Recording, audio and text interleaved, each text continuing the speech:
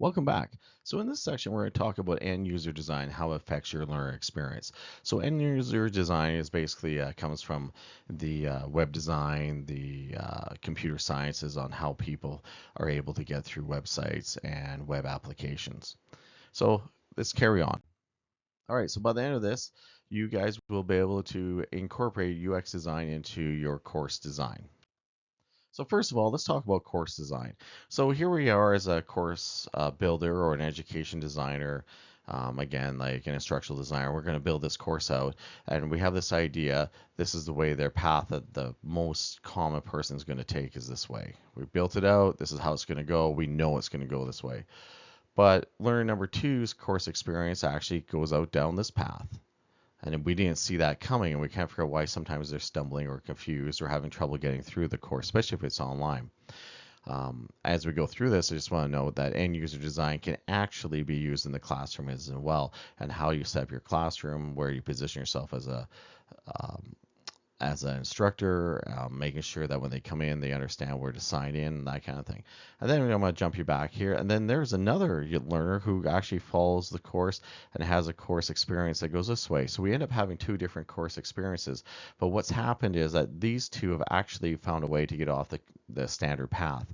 When we built it, we believed that everybody would keep going the same way over into this area. So what we could be really aware of is that our biases on what we think is going to happen, but is there ever any other avenues that someone else could take?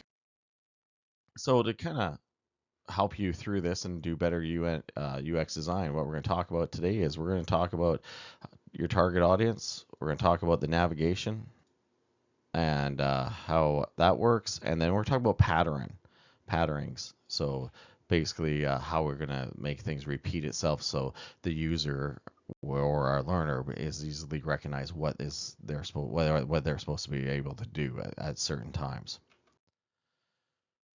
Here's some attributes you must consider. So your target audience, again, personas are a great idea to build because you're building a journey, a learning journey for these people. So sometimes you might need 3 or 4 personas, maybe upwards of 10, to fully understand who's going to be taking your course and how you need to design it. So some things you need to think about is age. Are they super young and really good at moving around, or do you have some type of people that are coming as seniors and aren't tech savvy? Gender, even salary. How much money do these people make? Makes a difference on how well they can use tech.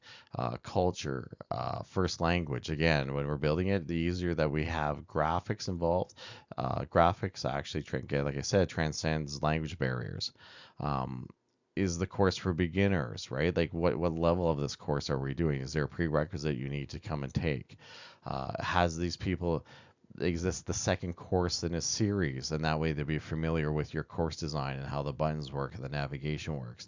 And then again, how technologically advanced do you think some of these people are? So first, let's talk about navigation. Down here, common thing is that we have navigation on the left-hand side. Usually that's where your lists of classes could be, but majority of the time navigation from one page to the other is on the bottom. So you have your next button and your back button. You want to be consistent. You want to have it in the same place all the time.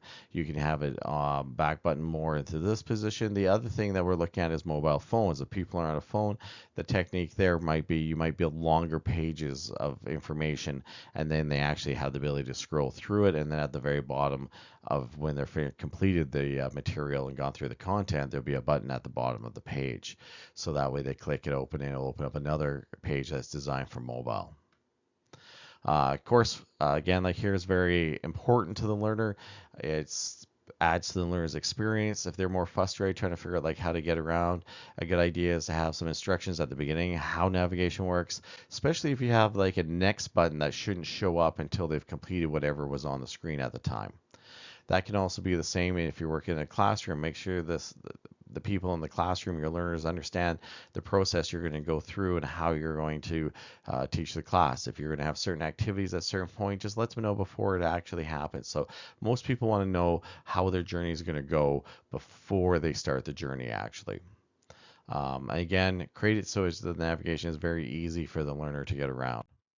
Next, we're talking about patterns. Build patterns that the students will become familiar with.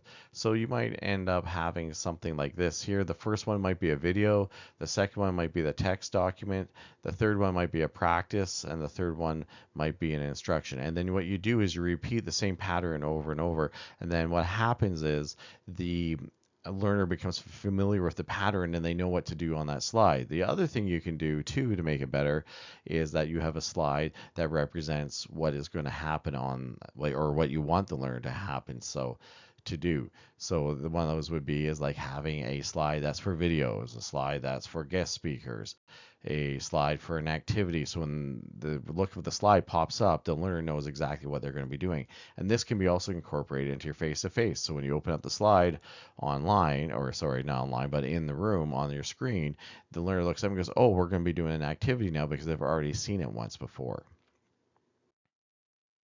So that's just a quick summary of what UX design is, how we're going to incorporate. We'll talk about it through the rest of the course as well. So basically, know your target audience. Has a clear course structure. So that's your navigation. Where do you find the help button? That kind of thing. And use patterns in your design so learners can become accustomed to what they expect to happen. All right. So we got a couple guest speakers and a field trip here for you to go take a look at, and we'll see you in the next one.